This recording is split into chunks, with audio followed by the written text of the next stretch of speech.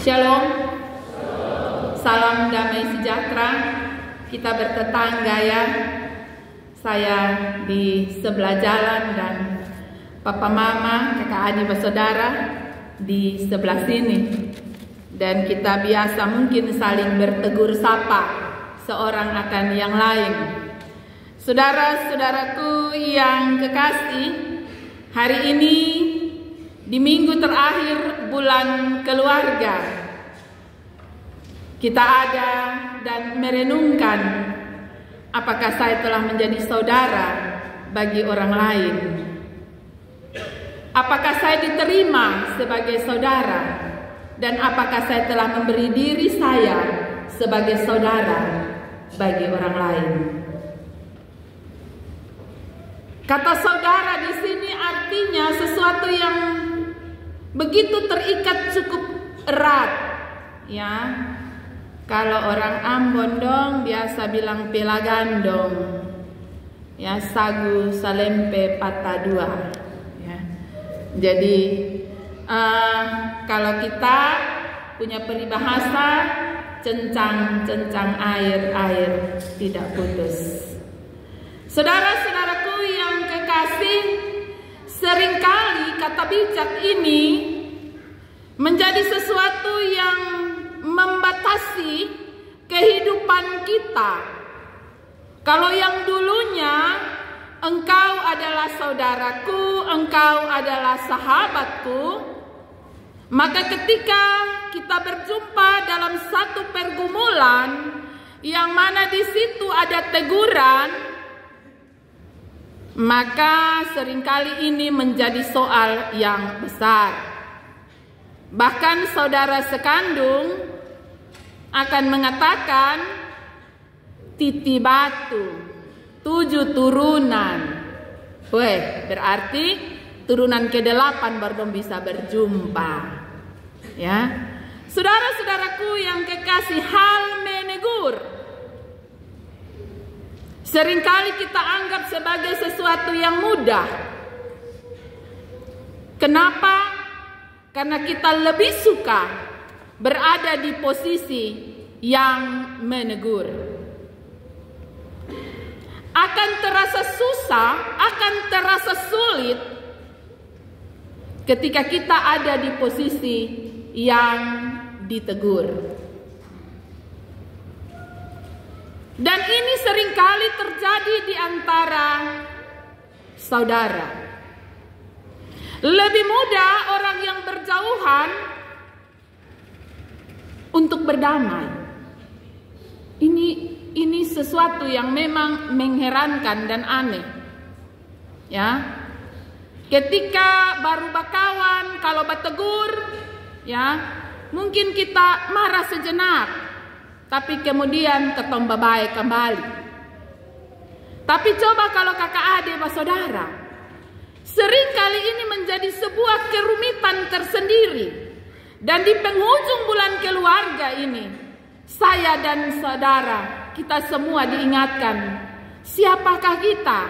Apakah saya masih menjadi saudara bagi sesama kita?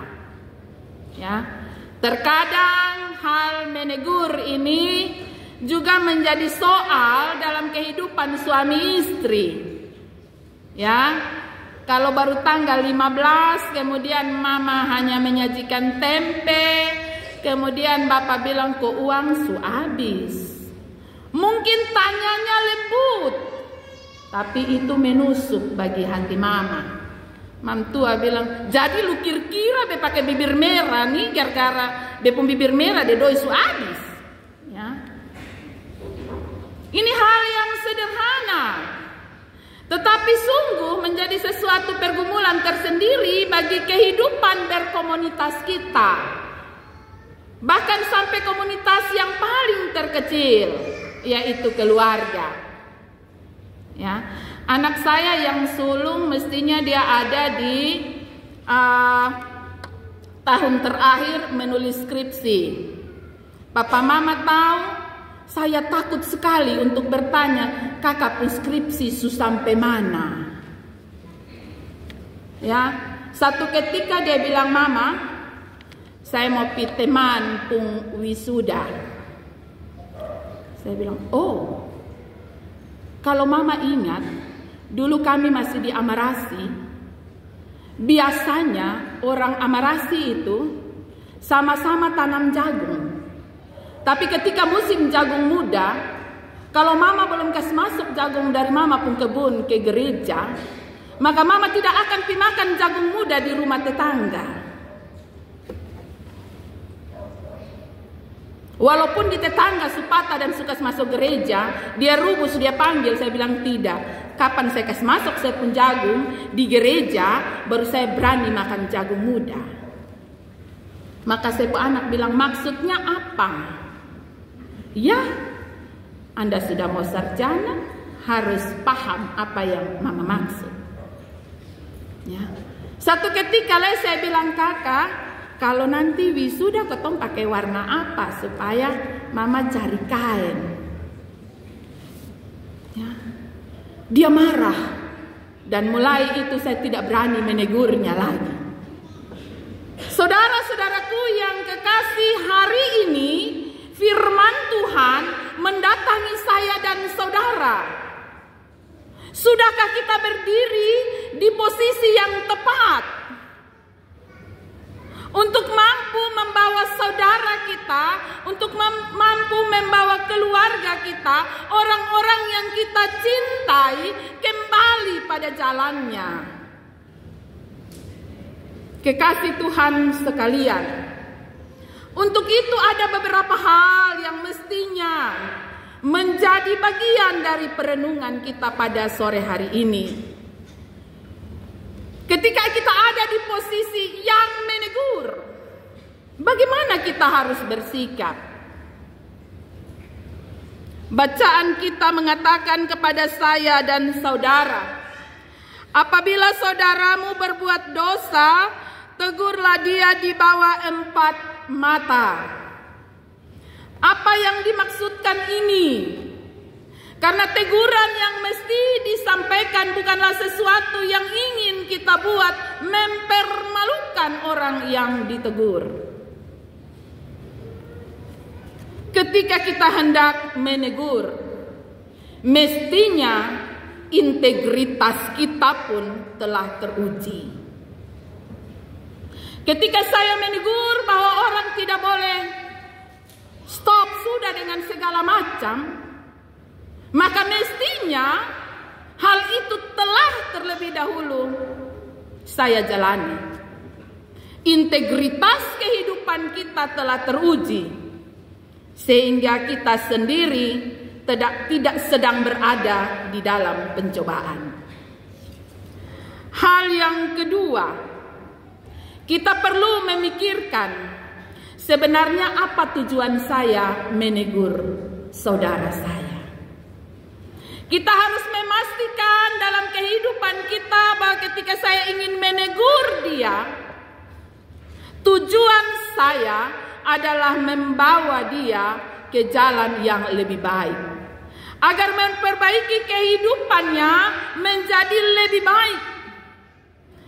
Kita tidak sedang membawa dia untuk semakin terjerumus dalam kondisinya. Sehingga terkadang ketika kita menegur, orang justru menjadi lebih marah dan lebih membabi buta. Karena cara menegur kita. Ya. Ketika orang yang kita kasihi, pasangan kita, kalau kita sudah tahu bahwa ini kalau dia pulang terlambat nih, pasti dia masih singgah, dia masih lingkar. Apa yang mesti kita buat? Ya. Apakah dia sedang dalam kondisi yang antara sadar dan tiada, kemudian kita mulai tembakan beruntun? Kira-kira dia dengar kosonde? Kira-kira dia mengerti kosonde? Dan kira-kira apakah ini tujuan yang benar? Dia bola masuk rumah, baru di pagar gereja sana, baru masuk di pagar kita mulai tembakan dari sini. Kira-kira apa sih sebenarnya menjadi tujuan kita? Ya. Saudara-saudaraku yang kekasih dalam kasih Tuhan kita Yesus Kristus, firman Tuhan mengajak saya dan saudara ketika dia mengatakan, jika ia mendengar nasihatmu, engkau telah mendapatkannya kembali. Ini dimaksudkan bahwa teguran itu sebenarnya untuk memulihkan orang tersebut, membuat orang itu tidak tambah jauh, tapi ia kembali. Teguran itu memiliki tujuan yang mulia untuk membawanya kembali. Hal yang berikut sebenarnya tidak mudah. Ketika kita ada di dalam posisi yang harus menegur, sebenarnya tidak mudah. Itu adalah sebuah pergumulan tersendiri. Dan karena itu, ada hal yang paling penting ketika kita menyiapkan diri kita untuk menegur sesama kita, orang yang kita kasihi, yaitu berdoalah dengan kasih. Berdoalah dan meminta Tuhan menuntun saya dan saudara, agar bukan saja lewat kata-kata tetapi lewat kehidupan kita yang nyata menjadi teguran yang berarti bagi kehidupan sesama kita. Saudara-saudaraku yang kekasih dalam kasih Tuhan kita Yesus Kristus, hubungan kita tidak hanya sekedar asal-asalan. Ketika seseorang berbuat salah, Yesus dalam Injil Matius meminta kita untuk tidak menyebarkan kesalahannya kepada dunia sekitar kita. Mungkin kita bilang biar omong di FB supaya dia tahu. Kemudian ketika kita muat status, kita langsung mengecek siapa yang suruh baca beta pun story hari ini. Kalau dia belum baca, karena orang lain yang baca, orang lain yang komen, dan kita merasa terhibur karena komen-komen orang lain. Tapi tujuan kita untuk orang yang bersangkutan, dia tidak pernah tahu karena dia tidak baca. Saudara-saudaraku yang kekasih dalam kasih Tuhan kita Yesus Kristus, ketika kita berdoa dan kita bergumul dengan pergumulan ini, maka mestinya kita meminta Tuhan menghadirkan roh hikmat di dalam diri kita. Dan roh hikmat itu datang dari kasih yang benar, kasih yang sesungguhnya, bahwa semua yang kita buat karena kita mengasihi dia. Kita mau menolong dia. Karena itu kita tidak akan mempermalukannya dan membuat dia semakin jauh dari rangkulan Tuhan. Saudara-saudaraku yang kekasih dalam kasih Tuhan kita Yesus Kristus, teguran mungkin tidak semanis pujian. Ya. Teguran tidak semanis pujian, tapi teguran sungguh diperlukan. Selalu mendoakan pergumulan yang ada, selalu mendoakan teguran yang disampaikan, selalu mendoakan orang yang kita tegur. Ini menjadi kunci dari tujuan kita sejak awal, yaitu aku menegurnya karena aku mengasihinya. Ketika kita selalu membawa pergumulan dan tantangan ini di dalam doa, kita meyakini bahwa waktu Tuhan tidak pernah terlambat. Saudara-saudaraku yang kekasih dalam kasih Tuhan kita Yesus Kristus, Galatia pasal 6 ayat 1 berkata, saudara-saudara, kalaupun seorang kedapatan melakukan satu pelanggaran, Maka kamu yang rohani harus memimpin orang itu ke jalan yang benar dalam roh lemah lembut, sambil menjaga dirimu sendiri, supaya kamu juga jangan kena pencobaan. Ini sesungguhnya mau mengatakan kepada kita, ketika kita mau menarik seseorang dari dalam lumpur, jangan sampai kita pun masuk dan terbenam dalam lumpur yang sama. Kekasih-kekasih Tuhan sekalian, karena itu dalam kehidupan bersama kita mesti menjalani kehidupan sebagaimana yang Tuhan sampaikan kepada kita. Dalam bacaan ini disampaikan kepada kita bagaimana tahapan-tahapan menegur. Sampai pada di mana ada saat di mana orang itu benar-benar orang Kupang bilang kepala batu. Togor ampa mata son mau dengar. Panggil beberapa orang tua kau duduk sama-sama son mau dengar. Masuk dalam sidang untuk omong dengan dia son mau dengar. Maka pada titik ini orang ini disebut sebagai orang yang tidak mengenal Allah.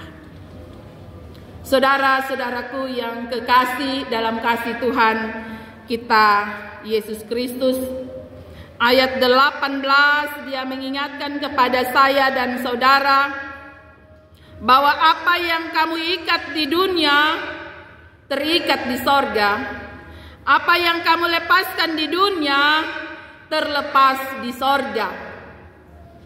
Ini mau menyampaikan sebuah peringatan keras Yesus bahwa sebaiknya segala sesuatu terselesaikan di dunia. Terselesaikan di dunia. Seringkali kau bilang titi batu, ya. Padahal ini yang menegur mungkin orang tua, ini yang menegur mungkin kakak, ini yang menegur mungkin adik, ini yang menegur adalah orang yang baik, yang dipakai oleh Tuhan. Tapi karena itu adalah sebuah yang terasa pahit, maka kita menjadi marah, kita menjadi tersinggung. Dan di dalam emosi kita mengambil keputusan yang salah. Ada dua contoh tentang menegur. Seorang raja, kalau kita membaca 2 Tawarik 26 ayat 16 sampai 21 dikisahkan tentang Raja Uzia. Raja ini adalah seorang raja yang baik sebenarnya. Tetapi satu ketika karena dia merasa dia berkuasa baik di bumi maupun di sorga, maka pada satu kesempatan dia begitu merasa sombong dan angkuhnya, dia masuk dan dia membakar korban di meja ukupan. Padahal itu menjadi bagian tugas para imam. Maka datanglah seorang imam menegur dia, "Bapak Raja, apa yang Bapak buat ini salah. Ini tugas para imam. Bapak sun boleh bikin ini pekerjaan, ya." Uzia marah. Dia marah betul-betul dengan ini para nabi. Dia tidak mau menerima teguran, dan apa yang terjadi Papa Mama? Ia ditegur oleh Tuhan. Ia mengalami sakit kusta sampai ia menutup mata. Di kerajaan yang sama di Israel juga pernah terjadi. Di 2 Samuel pasal 12, di situ diceritakan tentang Daud yang melakukan persinahan. Ia ditegur oleh Nabi Nathan dengan sebuah ilustrasi. Ketika Nabi Nathan datang kepadanya, Nabi Nathan bilang, "Bapak dengar ini cerita dulu. Ada seorang kaya, memiliki banyak ternak. Satu saat dia dapat tamu, maka dia pergi mengambil satu-satunya domba milik tetangganya yang miskin untuk dia potong dan menjamu tamunya itu." Raja Daud menjadi marah dan dia mengatakan, "Orang kaya itu pantas mati." Kemudian Nathan langsung bilang, itu Bapa. Orang kaya yang saya ceritakan itu Bapa. Apa yang terjadi Papa Mama? Pada saat itu pula Daud mengatakan bahwa jadilah menurut kehendak Tuhan. Dia sadar ketika ia ditegur, padahal ia seorang raja. Dia sadar pada saat itu dan dia bilang, jadilah menurut kehendak Tuhan. Dia mengaku dosanya. Dan apa yang Nathan katakan, karena engkau mengaku dosamu, maka engkau tidak dihukum mati, tetapi anak dalam kandungan Betseba akan mati. Saudara-saudaraku yang kekasih, dan pada akhirnya Daud menjadi bagian dari rancangan keselamatan Allah. Karena dari keturunan Daudlah lahirlah Sang Mesias. Ini menjadi gambaran kepada saya dan saudara. Ketika kita ada di pihak yang ditegur, bagaimanakah sikap kita? Marilah kita melihat apa yang ia sampaikan.